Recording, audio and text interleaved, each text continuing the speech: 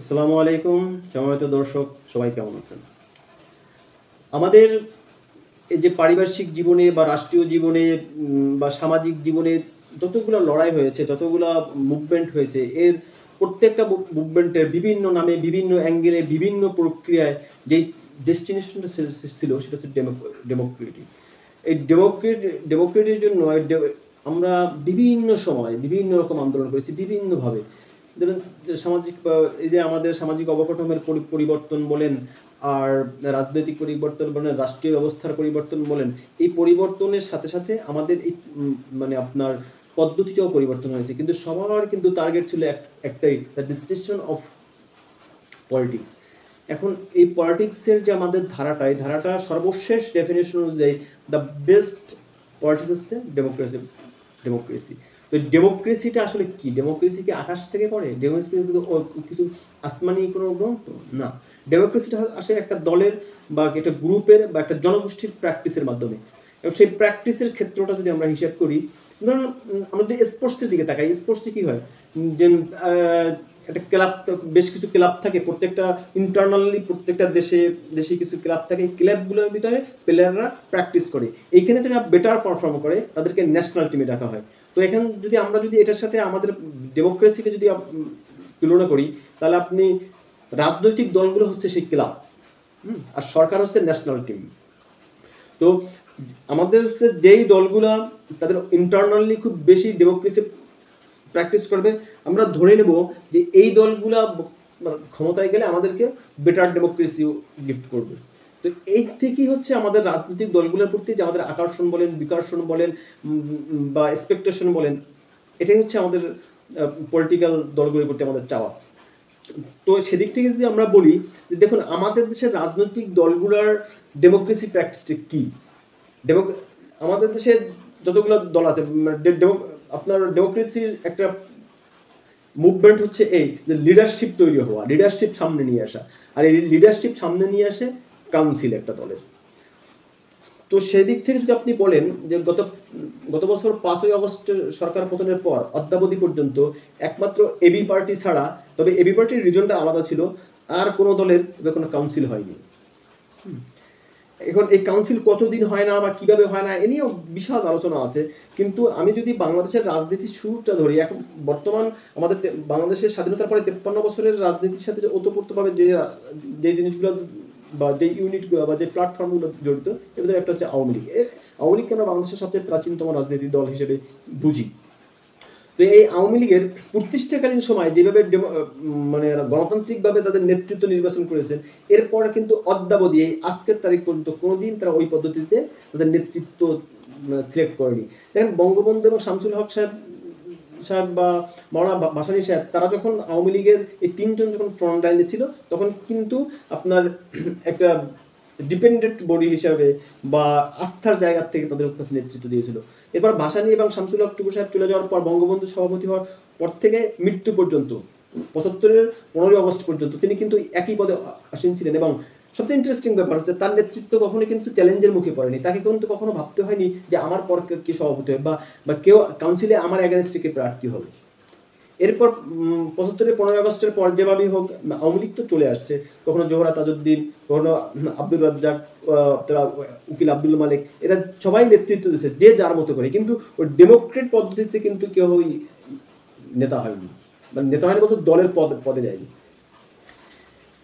এবং শেখ হাসিনার সর্বশেষ যে 3 মেয়াদের যে তাদের 3টা কাউন্সিল হলো, 3 মেয়াদে মানে ডেলিগেট যারা ছিলেন বা কর্মী সমর্থক যারা, তাদের বয়ান কি ছিল? এটা নেত্রী বুঝবে।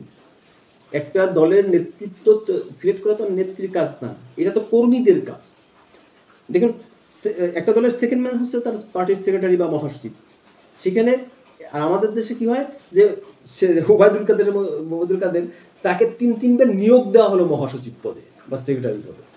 এই হচ্ছে যে আপনার রাজনৈতিক নেতৃত্ব সামনে আনা। মানে এখানে কেউ আপনি যতই পারফরমেন্স করেন, আপনি যত ভালো প্র্যাকটিস করেন, আপনি যত ভালো মানে কর্মীবন্ধব প্রার্থী হন না কেন, কোনো লাভ নেই। আপনাকে নেত্রীর সুনজরে করতে হবে বা নেতার সুনজরে করতে হবে। এই হচ্ছে আমাদের গণতান্ত্রিক চর্চা। এরপর আওয়ামী লীগের পর যদি আমরা আসি, এবার বিএনপি দেখেন বিগত দীর্ঘদিন তাদের কোনো কাউন্সিল নেই।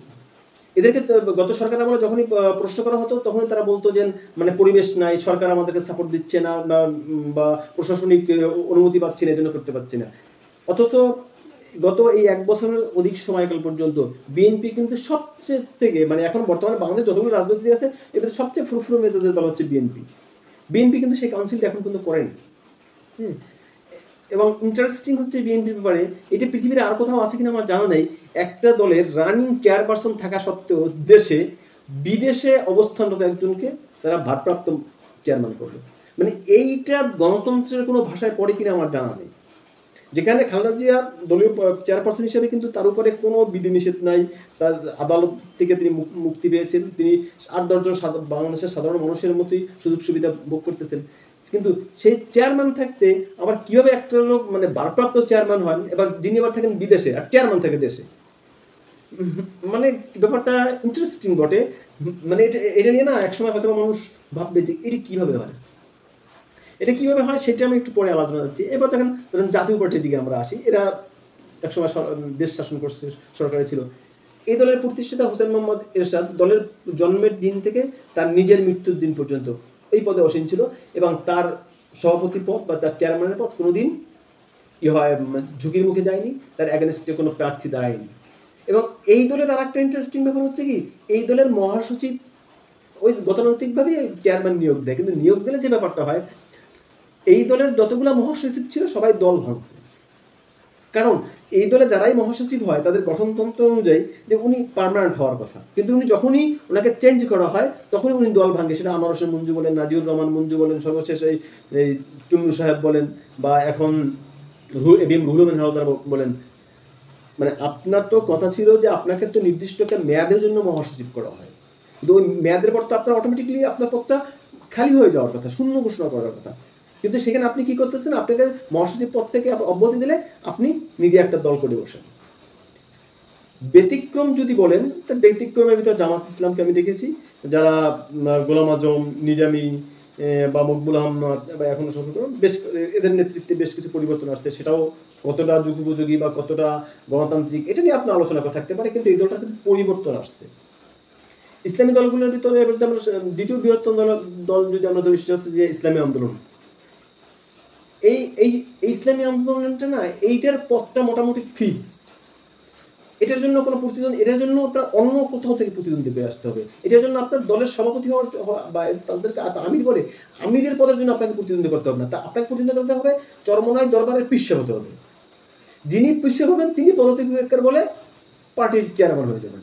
মানে এটা একটা আরেকটা ইন্টারেস্টিং ব্যাপার। এরপর ছোট ছোট যে দলগুলো যদি বলেন, আসলে ছোট দলগুলো নিয়ে আমার ভেবে খুব মাথা ব্যথা নাই, কারণ এই দলে সভাপতি যদি একজন হয় না, আর একজন সেক্রেটারি করার মতো সদস্য তাদের আছে কিনা আমার সন্দেহ। মানে এদের সারা বাংলাদেশে যে কর্মী আছে, ওই একটা কর্মী দিয়ে বিএনপি বা জামাতের মতো একটা দলের কেন্দ্রীয় কমিটির যেই জনবল লাগে, সেই জনবল তাদের আমার মনে হয় পুরো দেশেই নেই। অতএব তাদের নেতৃত্ব পরিবর্তন করার কিছু নেই। আর এই দলগুলো তো সাধারণত অনম্যান শো, ওই একজন লোক টাকা পয়সা খরচ করে, একজন লোক সিদ্ধান্ত নেয়, একজন লোকের কথাই চলে। এখানে পরিবর্তনের কিছু নেই, আর চাওয়ার কিছু নেই। আর এই দলগুলো তো জন্মই নেয় মূলত গণতন্ত্রের জন্য না, তাদের আলাদা একটা ইন্টেনশন থেকে। এরপর যদি বলেন বামের তো মানে রাজনৈতিক দলের অভাব নাই। এর বামদের কিন্তু অনেকগুলা আপনি দেখেন জাসদ, বাসদ, বাংলাদেশ জাসদ, জাসদ রব, জাসদ ইনু, জাসদ শাহজাহান সিরাজ, কমিউনিস্ট, মার্ক্সবাদ কমিউনিস্ট, মানে আপনি গুণে শেষ করতে পারবেন না। আর এদের ব্যাপারটা হচ্ছে যে আমি এই বামদের সাথে অন্যান্য ছোট ছোট দলগুলোর সাথে আবার একটা আপনার ক্রিটিক্যাল একটা ডিফারেন্স আছে। সেটা হচ্ছে এরা কিন্তু ইন্টারন্যাশনালি এদের একটা গ্রহণযোগ্যতা আছে, সারা পৃথিবীতে একটা গ্রহণযোগ্যতা। সো এরা কি করে, এরা যেই একবার সভাপতির পদ পাইছে, অ্যাকচুয়ালি ভাবে সভাপতি পদটা কেউ পায় নাই, কেউ একটা দল ভাঙে সভাপতি হয়েছে। অন্যান্য দলগুলো হয় কি, যে একবার সভাপতির পদ হয় সে নামে না। আর এই বাম দলগুলোর ব্যাপারটা হচ্ছে এরকম যে যদি কারো সভাপতি হইতে হয় তাহলে সে এক দলটার ভাঙে নতুন একটা গ্রুপ করে, তারপর এখানে সে সভাপতি হয়। এই হচ্ছে বাংলাদেশের রাজনৈতিক দলগুলোর অভ্যন্তরীণ গণতন্ত্র চর্চা। তাহলে এই দলগুলো যদি আপনার ক্ষমতা আসে নেক্সট টাইম, তাহলে আপনাদেরকে কি গণতন্ত্র দেবে, জাতিকে কি গণতন্ত্র দেবে, এটা আসলে একটা ভাইটাল কোশ্চেন। তো আমি খুব আশাবাদী লোক না, আমি খুব স্বপ্নবিলাসী লোক না।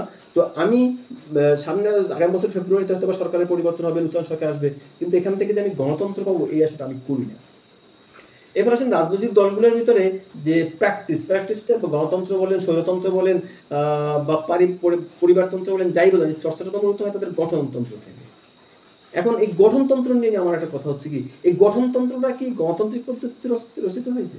এই গঠনতন্ত্রটা কি আপনার বাংলাদেশের সংবিধান থেকে কোনো নিয়ন্ত্রণ করার সুযোগ আছে? বা বাংলাদেশের আইন দ্বারা কি এটাকে এডিশন করা যায়? না, যায় না। গঠনতন্ত্র ওই দলের, প্রত্যেকটা দলের চেয়ারম্যান যিনি থাকেন বা প্রভাবশালী যারা থাকেন, তারা সিদ্ধান্ত নেয় যে, তারা নোট দেয় যে আপনারা এইভাবে গঠনতন্ত্রটা লেখেন। জাস্ট ওইভাবে কিছু লোক, মানে এক্ষেত্রে আইনজীবীরা কামলার ভূমিকা পালন করে, তারা একটা গঠনতন্ত্র লিখে দেয়। আপনি সর্বশেষ যদি দেখেন, আমি একটা কথা বলি, বিএনপি যখন খালেদা জিয়ার সাজা হয়ে গেল, তো সে সাজা ন্যায় অন্যায় সেটা আলাদা প্রশ্ন। তাকে অবৈধভাবে বা মিথ্যা মামলায় সাজা দেওয়া হয়েছে, এটা নিয়ে আপনি বিস্তৃত আলোচনা করতে পারেন। কিন্তু বাংলাদেশের আইন অনুযায়ী একটা সাজাপ্রাপ্ত লোক কোনো দলের প্রার্থী থাকতে পারে না, মানে সভাপতি থাকতে পারে না। সাথে সাথে বিএনপি তাদের গঠনতন্ত্র চেঞ্জ করলো। কি চেঞ্জ করলো? যে তাদের দলীয় গঠনতন্ত্র ছিল যে সাজাপ্রাপ্ত কোন লোক দলের প্রধান হতে পারবে না। কিন্তু তারেক রহমান ওই মুহূর্তে সাজাপ্রাপ্ত ছিলেন। সাজাপ্রাপ্ত থাকার জন্য কি হলো, তারা গঠনতন্ত্র চেঞ্জ করে এই সাজাপ্রাপ্ত এই লাইনটা বাদ দিয়ে দিল। তাহলে আপনি দেখেন যে ক্ষমতার জন্য, মানে গণতন্ত্রটাকে কিভাবে নিস্তন্ত্র করা হয়, গণতন্ত্রটাকে কিভাবে দলীয়তন্ত্র করা হয়। এখন আপনি বলতে পারেন যে অনেক দল আছে, তাদের জন্য সমস্যা নেই, বিএনপিকে নিয়ে সমস্যা না। শুধু বিএনপিকে নিয়ে সমস্যা এই জন্য যে বিএনপির প্রতি মানুষের এক্সপেকটেশন বেশি।